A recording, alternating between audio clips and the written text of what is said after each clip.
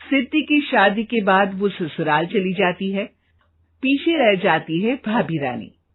सिद्धि के ससुराल जाते ही भाभी कहती है, अरे वाह जी वाह, सारे कपड़े मेरे। हाय रे पैंट, अरे वाह वाह, मजा आ जाएगा। अरे ये सिद्धि की अलमारी के सामने खड़े होकर क्या बड़बड़ा रही है? जा जाकर देख मेहमानों को विदाई की मिठाई मिली कि नहीं। अब हाँ माँ जी, क्यों नहीं, लेकिन पहले कपड़े तो बदल लूं।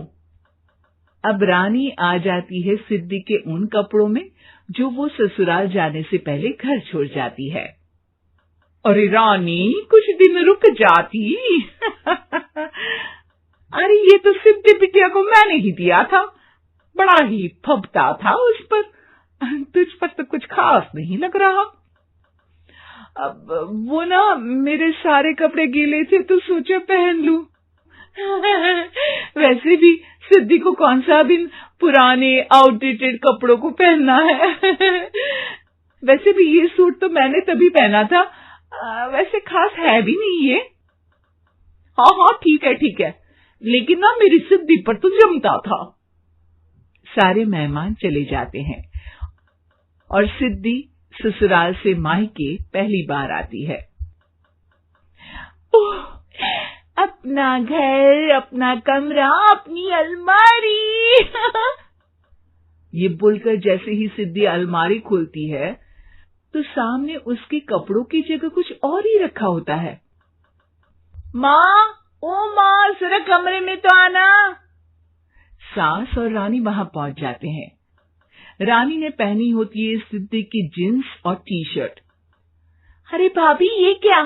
ये तो मेरी बड़ी ही महंगी टी शर्ट है, इसे आपने घर में क्यों पहनी है? अरे बहुत मिलती है दीदी ये चौक की मार्केट में, 150 में। ओ भाभी प्लीज, ये एरोपोस्टल है, 2000 की एक टी शर्ट।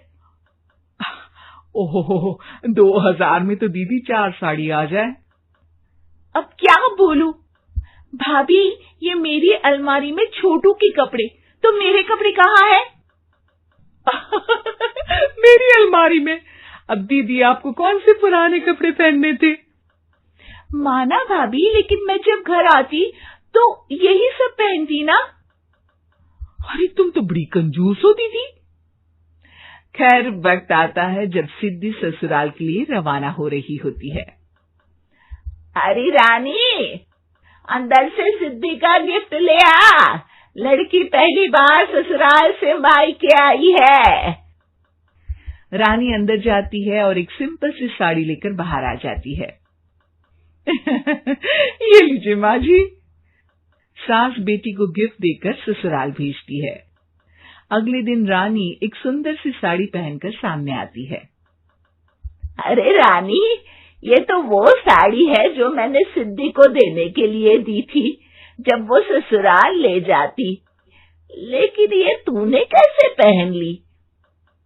अरे माँ जी, ये साड़ी तो मुझे बहुत पहले से ही पसंद थी, लेकिन चिंता ना करिए, मैंने सिद्धि के लिए भी अच्छी सी साड़ी दी है। हाँ। तभी सिद्धि का फोन आता है। क्या माँ, कुछ अच्छा तो दिया होता ससुराल ले जाने के लिए, अरे पहले दिखा दिया होता। यूं चमकते हुए पैकेट में नौकरानी वाली साड़ी मत दिया करो माँ। अरे बेटे, वो तेरी भाभी ने ना गलती से उससे पैकेट बदल गया। हाँ, मैं कल ही तेरे भाई के हाथ से तेरा वाला पैकेट भेज दूंगी। अरे रहने दो माँ, आई एम श्योर भाभी ने अभी वही साड़ी पहनी होगी जो तुमने मेरे लिए रखी थी, तुम तो समझ नहीं पाई उनको। खैर छोड़ो, मैं ज्यादा बोलती अच्छी नहीं लगती, रहने दो, आपको उन्हीं के साथ रहना है, फिर बात करेंगे। सास को रानी पर गुस्सा आ जाता है। वो उसके कमरे में जाती है जहाँ वो शादी का एल्बम देख रही होती है। रानी, मार्केट जाकर एक ऐसी ही साड़ी लेकर आ, कल प्रतीक जाकर सिद्धि के घर दे आएगा। अरे क्यों माँ जी, कितनी साड़ी देनी है दीदी को? यहाँ कोई सेल लगी है क्या? अरे चुप कर, मेरे बेटी के हिस्से की साड़ी खुद पहन ली, अब ज्यादा ज्ञान बांट रही है। एक दिन सिद्धि का फोन आता है।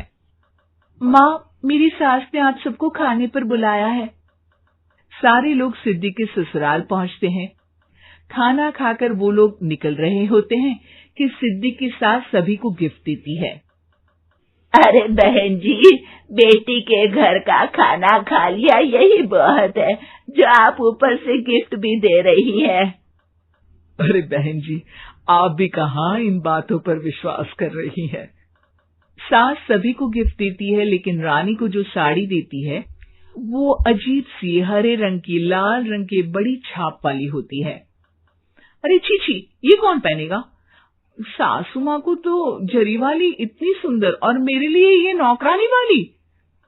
अरे भाभी, दरअसल मैं जब भी घर आती थी आप वापसी में ऐसी ही साड़ी देती थी ना, तो माँ ने सोचा कि आपको आपकी पसंद की ही साड़ी क्यों ना दी जाए। बेचारी रानी, बोलती भी तो क्या। सिद्धि और सास रानी का चेहरा देखकर हंसने लगती है, तो रानी समझ जाती है कि अपने ही बिछाए जाल में वो फंस चुकी है।